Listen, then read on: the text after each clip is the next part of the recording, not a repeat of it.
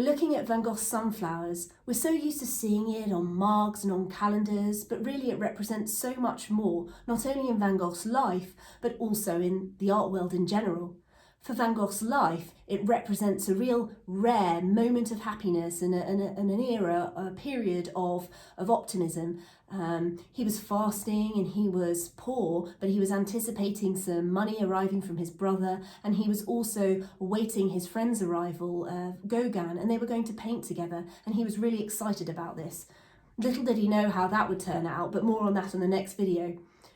This painting also represents a real pivotal moment and a real step change in the art world. It didn't sell in Van Gogh's lifetime, and it didn't sell upon his death either. But just over a century after it was made, and under a century he died, it was sold for the most amount of money ever paid for an artwork. It sold for £27 million at Christies auction in 1987.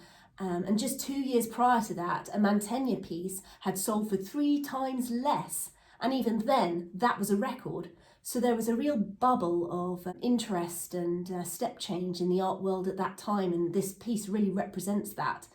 The tragedy is that Van Gogh died having discovered that his brother had collected all of his artworks and stored them in a room in Paris rather than selling them. And Van Gogh would die only selling one work in his lifetime, and it wasn't this one. We're going to look at Van Gogh's background and the background as to why he painted this. We're looking at Van Gogh's Sunflowers, Van Gogh's background, and what brought Van Gogh to paint this in the first place. Looking at the picture at face value, we'd be forgiven for thinking that it was painted by an emotional and an expressive, but an altogether happy artist. Look at all the colours and the yellows and the composed and in-control brushstrokes. We know Van Gogh best possibly for his sunflowers here, also Starry Night, and a self-portrait of where he cut his ear off. This really says a lot about his life. I mean, it's hard to believe he only painted for 7 years of his short life. He died when he was 37. He previously followed in the footsteps of his father and his grandfather into a religious life, a religious career, but he quickly realised that that was not for him. In the end, his brother ended up bankrolling him. His brother was an art dealer in Paris. So Van Gogh moved to Paris and 2 years later moved to Arles, where he was to set about painting. Here in Arles, though, he was lonely and isolated, and he was eagerly awaiting the arrival of his friend Gauguin, and they were going to paint together. And actually, Van Gogh also was really excited about this new idea. He was going to set up an art group, an art community down in Arles, and they were going to paint together. But the reality was, when Gauguin came, they didn't get on. He found Gauguin critical, and they just fell out, they argued, and this really culminated in an episode in the December, so 4 months later, the December 1888, where Van Gogh approached Gauguin with a razor blade and didn't do anything, but later that night, that infamous night, is the night where he cut his ear off. He took that ear to a local brothel, gave it to somebody, and then really that was the beginning of the spiral into just over a year later where Van Gogh committed suicide. But Van Gogh was even more sad when Gauguin decided to leave in that December, which had led to this. So, you know, Van Gogh was troubled with not getting on with Gauguin, but also not wanting him to leave. So it, you know, suggests this torment that Van Gogh often lived in. You know, the tragedy is that Van Gogh died having never sold a piece, and really realising that his brother had just collected and stored all of his artworks in a room in Paris, rather than actually selling them as you would expect an art dealer to do. We're going to look at the sunflowers and what that meant to Van Gogh, and what that meant to Dutch tradition. We're looking at Van Gogh's Sunflowers and what the subject matter meant to him.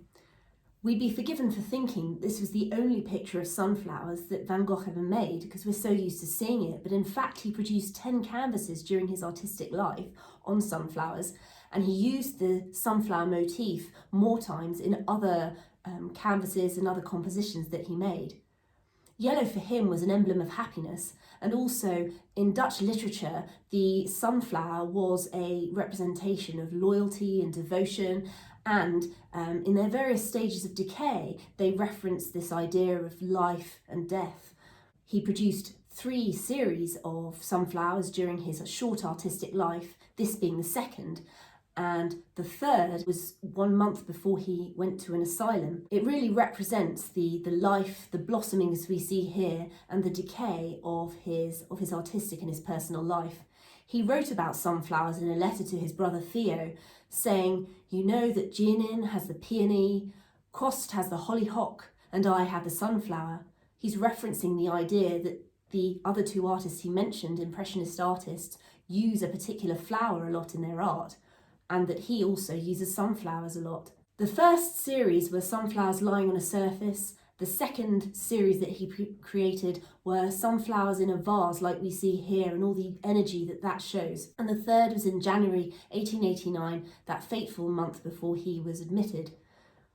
At the time he painted this, he was fasting and he was poor, he was waiting for some money, but nevertheless he was buoyed.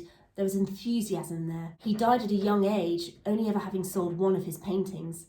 But he documented his life extensively, and he did talk about the sunflowers, and he talked a lot about this piece, which allows us an insight into his mindset at the time. We're looking at Van Gogh's Sunflowers and the symbolism behind it. It symbolises a happy time in Van Gogh's life. He was anticipating his friend's arrival, he was anticipating money, he just left Paris to embark on this new artistic career, or so he thought, because he would commit suicide just over a year later. And the idea of sunflowers crops up a lot in abundance in his work. This was his favourite piece, and he was so proud of it, and in fact he made it purposely for the arrival of his friend Gauguin, and he wanted it to adorn the art studio that they would work in, and he was so looking forward to showing it to Gauguin and for Gauguin to be impressed by it. But we can also see symbolically here the brushstrokes in this piece are so technically able and technically different from each other. We can see pointillist brushstrokes, we can see impressionist brushstrokes, but also there's an awful lot of mastery and control of his brush here, which also symbolises the fact that he's in a good headspace. His mind is in a good place, and he's really focused and sort of on it, as it were. Also, yellow for him is another symbol here to his positive mindset. For him, it was a sign of happiness, as it is anyway if we look at colour theory. And also the symbols here of sunflowers represent that idea of life, and the different life cycles of the sunflower represent different aspects of the life cycle of humans. And here, these sunflowers are really, really vibrant. He said he painted this with more simplicity than ever before. That also symbolises or signifies his good state of mind. He's got clarity, he's able to see clearly and simply, and of course in a life that was led with torment and all these different thoughts and swinging emotions, that really sheds a light onto this time frame, this moment in time when he painted this. There was clarity of thought and control. And the flowers, again, they're just simple, happy symbols of nature. We're looking at Van Gogh's Sunflowers and the materials that he used to paint this piece.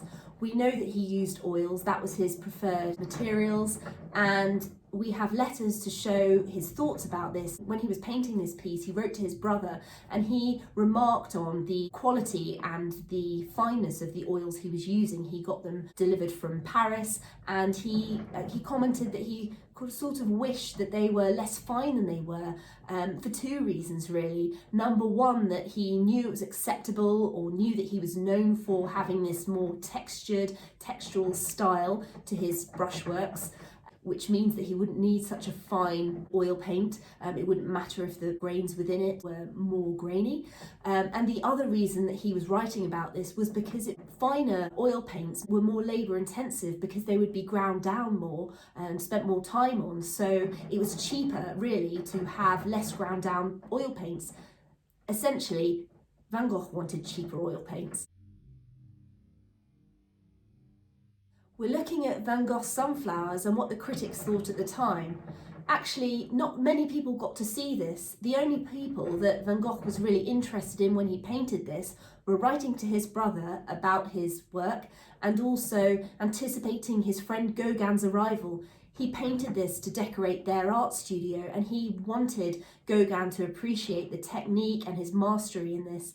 Actually, this really disappointed Van Gogh as it came to pass, because when Gauguin came, he was critical generally, and Van Gogh wrote in one of his letters to his brother that Gauguin left some drawings and some of his works in exchange for this piece. Van Gogh didn't think that the values were comparable, and Van Gogh wrote that he wanted this piece back. So prize was this to him. And then fast forward 100 years when this was put in auction at Christies, and the critics absolutely loved it. I mean, it was the most hotly anticipated thing in that auction house. It was the last lot on that section of the day, and obviously it made history. We're looking at Van Gogh's Sunflowers and the artistic movements that influenced him to paint this. He was relatively new to painting when he painted this. He'd given up life as a pastor and moved to Paris in 1886. He was exposed to the Impressionists and their bold colour palettes. Artists such as Renoir influenced him, and it changed the way he used colour. He employed colour theory and started to juxtapose colours against each other to enhance their impact. Van Gogh, though, was more interested in the Post-Impressionists, stating that the Impressionists were a bit decorative. Post-Impressionists instead were interested in using objects as vessels to show symbolism and to show emotion. He was more interested in this. Other influences on him was a movement from Japan. Japan had gone through a manufacturing boom and advancements in manufacturing, and their tradition of woodblock prints had developed into mass production, and this enabled it to be an export, and it was very trendy and popular in Europe at the time. The Impressionists were influenced by it, and thus so was Van Gogh. And Japanese woodblock prints have bold colour blocks, and they have lines outlining a lot of their objects, and it's much more simple and aesthetic. And we can see here that Van Gogh has employed it, especially in the vase and in the tablecloth.